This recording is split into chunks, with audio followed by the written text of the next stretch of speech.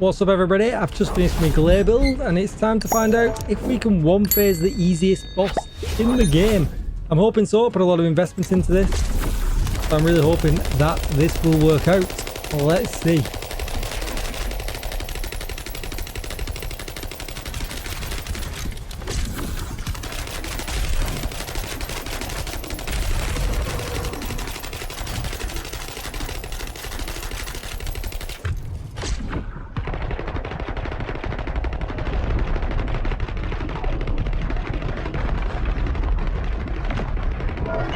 There we go, one phase, no problem at all. A little bit of moving.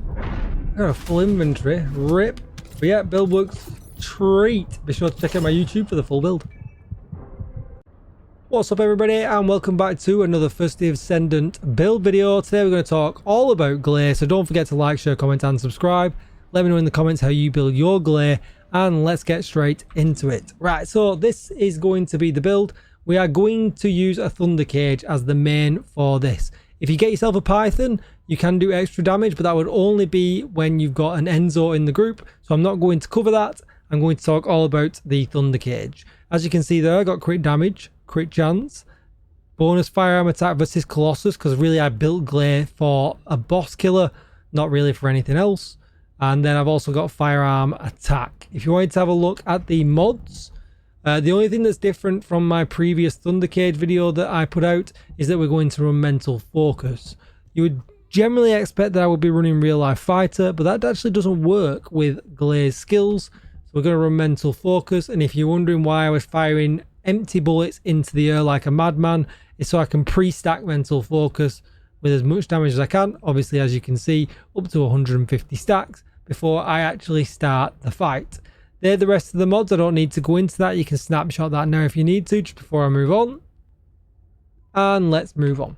Alright, so other guns that I would definitely recommend picking up. I haven't maxed them out yet, so I'm not going to show them.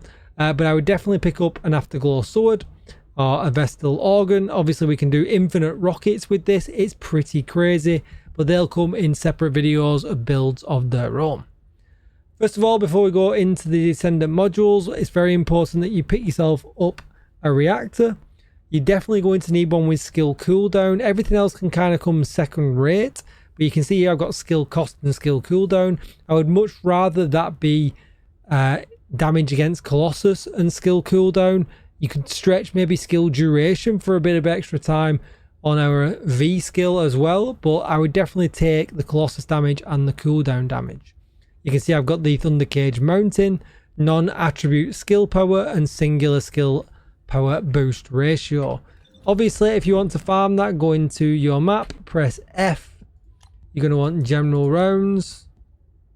You're going to want non-attribute. And you're going to want dimension. And as you can see, you can't farm them for general rounds this week. You can only farm them for special rounds, impact rounds and high powered rounds. So if you're going to use the Thunder Cage though, that is no good. So check the rotation out next week and maybe you'll be able to farm one.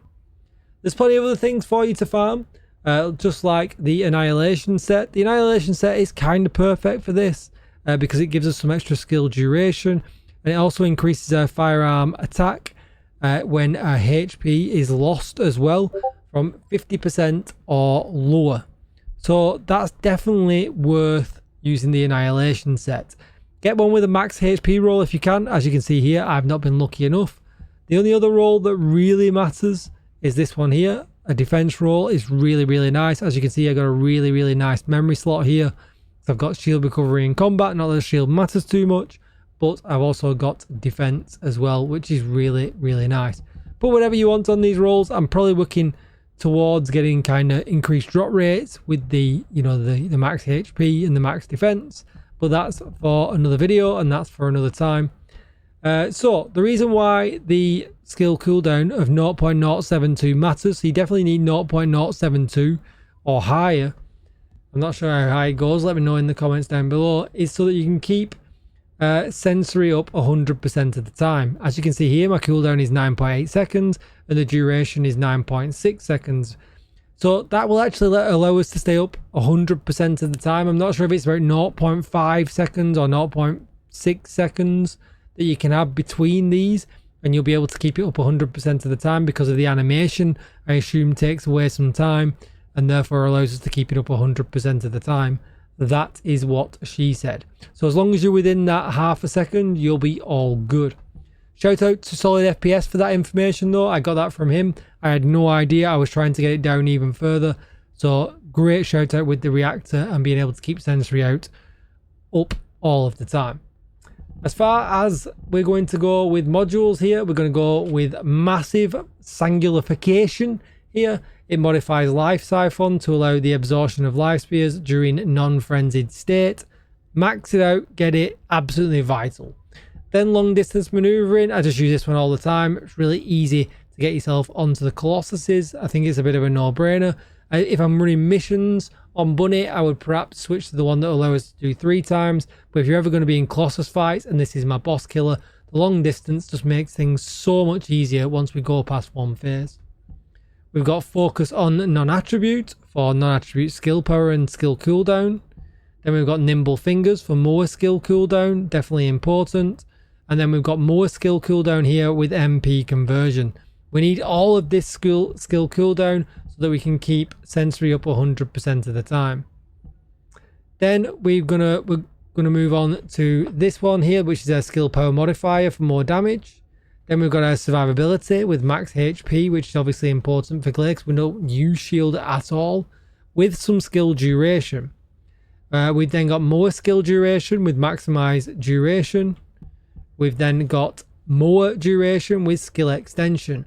And that then kind of completes that loop of cooldown and duration so that we're able to complete sensory and keep it up 100% of the time. Max HP just makes more sense here. I've then put in a defense mod here. You can put 89.8% extra defense with the bonus skill power, which is beautiful.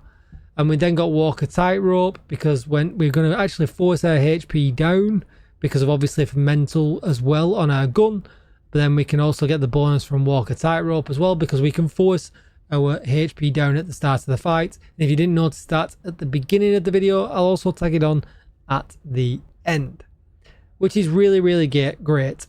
So you can take spear and shield out if you would like to and put shot focus in. I know shot focus is very popular right now, but you will be pretty squishy.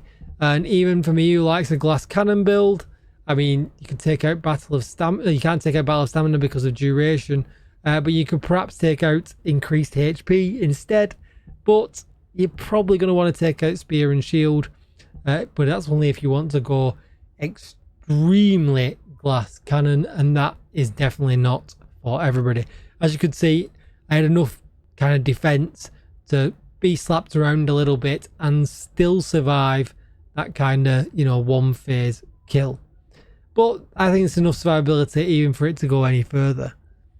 That is going to be it for the build. Really simple, really easy. I think this is the most used build for Gley on the internet. Everybody seems to be running it this way. But I just, you know, obviously I wanted Gley for my own boss killer, so I thought it's definitely worth putting a video out there. You can see all my stats here at the bottom. And that's going to be it for the video. Don't forget to like, share, comment and subscribe. Let me know down below how you're running Gley. I'm definitely interested in hearing that. And maybe join my community Discord. You'll find that link as well.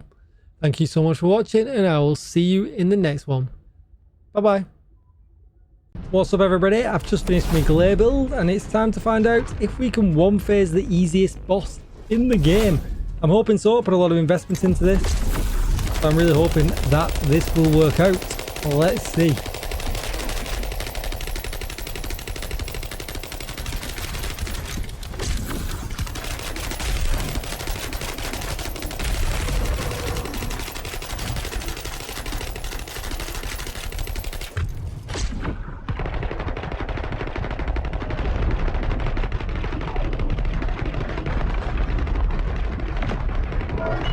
There we go, one phase, no problem at all. A little bit of moving.